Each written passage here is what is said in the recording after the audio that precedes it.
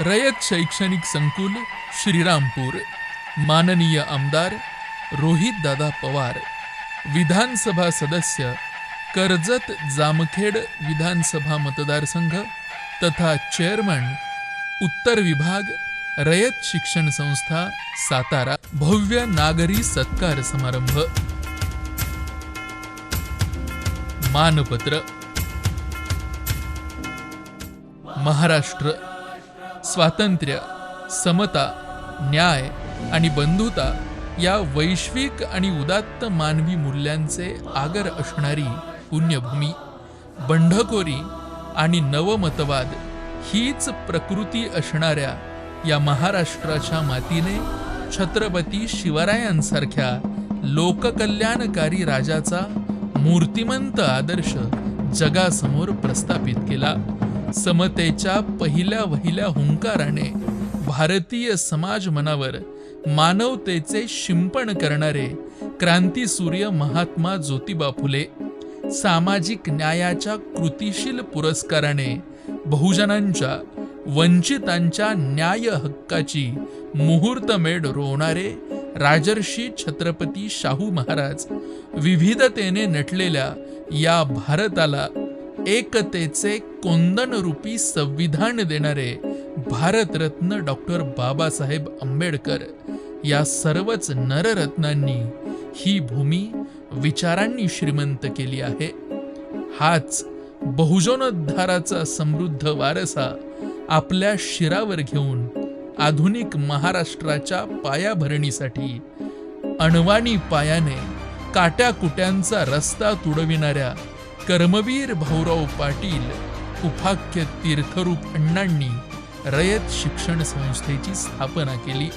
स्वातंत्र्यपूर्व कालखंडापासून महाराष्ट्राच्या गावखेड्यांमध्ये स्वावलंबनाचा हुंकार भरणाऱ्या रयत शिक्षण संस्थेने बहुजनांच्या पाठीचा कणा ताठ केला। सामाजिक, सांस्कृतिक आणि शैक्षणिक क्रांतीचे नवे पर्व सुरू केले। कर्मवीरांच्या या कार्याला महाराष्ट्राच्या मातीवर नितांत प्रेम करणाऱ्या मातब्बर बहुजन घराण्यांनी मोलाची साथ दिली। बारामतीचे पवार घराणे हे त्यांपैकीच एक। नसानसात बहुजन उत्थानाचा विचार भारलेल्या सौ शारदाताई आणि गोविंदराव या दाम्पत्याने कर्मवीरांच्या खांद्याला खांदा लावून महाराष्ट्राच्या खेड्यापाड्यांमध्ये शिक्षणाचा यज्ञ मांडला। गावोगावी फिरून अण्णांच्या कार्याला आर्थिक मदत गोळा करून दिली। इतकेच नव्हे तर रयत शिक्षण संस्थेसाठी पवार कुटुंबातील पुढील सर्व पिढ्या अर्पण केल्या। समाजहितैषी पवार कुटुंबातून रयतेची सेवा करणारे महाराष्ट्रपुत्र लोकनेते शरदचंद्रजी पवार साहेब, माननीय मीनाताई जगधने, आदरणीय सरोजताई पाटील, स्मृतिशेष लोकनेते अजितदादा पवार, राजेंद्रजी पवार, खासदार सुप्रियाताई सुळे या सर्वच मंडळींनी रयत शिक्षण संस्थेला मायेचा ओलावा दिला आहे। संस्थेच्या विकासासाठी आणि कर्मवीरांचा विचार वृद्धिंगत करण्यासाठी हर प्रकारे उभे राहण्याची सामाजिक जबाबदारी पार पाडली आहे। याच समृद्ध आणि संपन्न परंपरेत आता एका युवा व्यक्तिमत्वाचा समावेश होत आहे।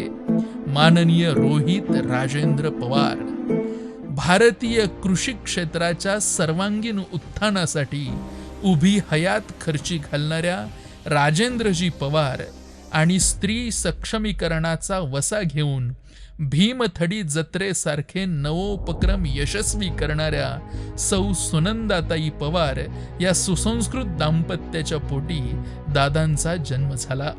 समाजासाठी सदैव झटणारी आपल्या कुटुंबाची परंपरा लहानपणापासूनच आपले मन पाहत होते आणि यातूनच आपल्या व्यक्तिमत्वाला एक समाजाभिमुखता प्राप्त होत होती। महाराष्ट्रभर दबदबा असणाऱ्या पवार कुटुंबाचा वारसा लाभला असला तरी स्वतःच्या जिद्दीच्या बळावर आपला वेगळा मार्ग निवडण्याचे आपण ठरवलेत।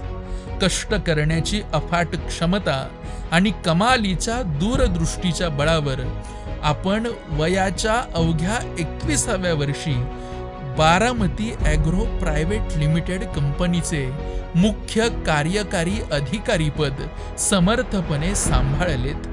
इस्रायलचे शेती तंत्रज्ञान महाराष्ट्राच्या शेतकऱ्यांना उपलब्ध करून देण्यासाठी आणि त्यांच्या जीवनात सर्वांगीण परिवर्तन घडविण्यासाठी आपल्या वडिलांच्या साथीने आपण नवनवे उपक्रम केलेत. महाराष्ट्र मातीची बारकाईने ओळख व्हावी म्हणून सह्याद्रीच्या उभ्या आडव्या डोंगर रांगा खेडीपाडी पालथी घातलीत. आता उद्योग व्यवसाय क्षेत्राबरोबर महाराष्ट्राच्या राजकारणाचा कमालीचा आव्हानात्मक आणि विलक्षण गुंतागुंतीचा पट आपल्याला खुणावू लागला. कुटुंबाच्या सामाजिक आणि राजकीय वलयाचा सहजासहजी उपयोग करता येणे शक्य असतानाही आपण स्वतंत्र वाटेने जाण्याचे आव्हान पेललेत. महाराष्ट्राचे शिल्पकार यशवंतरावजी चव्हाण साहेबांच्या यशवंत नीतीचा आणि महाराष्ट्राचे भाग्यविधाते आदरणीय शरदचंद्रजी पवार साहेबांच्या विकास नीतीचा सुरेख संगम आपल्या व्यक्तिमत्वात घडला. जोडोन या धन उत्तम व्यवहारे या संत वचनाप्रमाणे व्यवसायातून स्वावलंबित्व मिळवून आपण समाजकारणात प्रवेश केलात.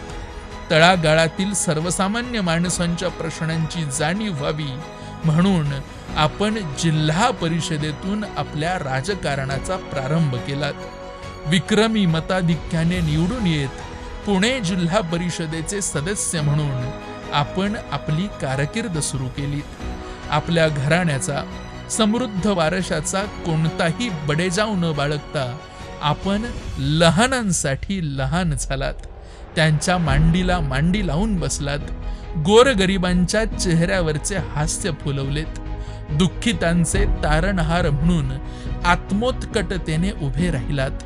आपल्या कार्याला व्यापकता यावी म्हणून व नवी क्षितिजे खुली होण्याची वेळ आली होती म्हणून आपण रुळलेल्या प्रस्थापितांचा मार्ग न वापरता आपली पावले कर्जत जामखेड सारख्या विकासासाठी तळमळणाऱ्या दुर्गम भागाकडे वळवलीत. पाण्याचे प्रश्न, आरोग्याचे प्रश्न, शेतीचे प्रश्न, दळणवळणाचे प्रश्न समजावून घेत राजकारणाऐवजी समाजकारणातून जनतेच्या हृदय सिंहासनावर आपली जागा निश्चित केलीत. दुष्काळाने होरपळणाऱ्या या भागाला पाण्यासाठी वणवण करावी लागत होती. आपण या होरपळणाऱ्या जमिनीला पाणी उपलब्ध करून दिलेत. कर्जत जामखेड एकात्मिक विकास संस्थेच्या माध्यमातून सर्वसामान्य माणसाच्या प्रश्नांना न्याय देण्याचे काम सुरू झाले. शिक्षणाच्या ओढीने मैलोन मैल अणवाणी चालणाऱ्या आपल्या भावंडांना बघून आपले हृदय पिळवटले आणि 10,000 सायकलींचे वाटप करून आपण या विद्यार्थ्यांच्या पायांना आणि मनाला गती देण्याचे काम केलेत. तेजस्विनी बस सुविधांच्या माध्यमातून विद्यार्थिनींना स्वप्नांची वाट सुकर करून दिलीत. महाराष्ट्रात सगळ्यात पहिल्यांदा इंटरॅक्टिव्ह पॅनेलच्या सहाय्याने आधुनिक शिक्षण कर्जत जामखेडमध्ये मिळू लागले. अर्थात त्याचेही कारण आपलाच दूरदर्शीपणा होय.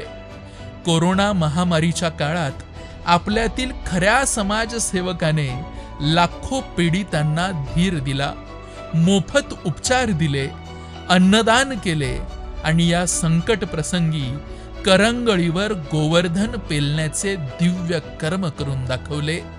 आपल्या निस्सीम समाज कार्यामुळे कर्जत जामखेडच्या जनतेने इतिहास घडवला.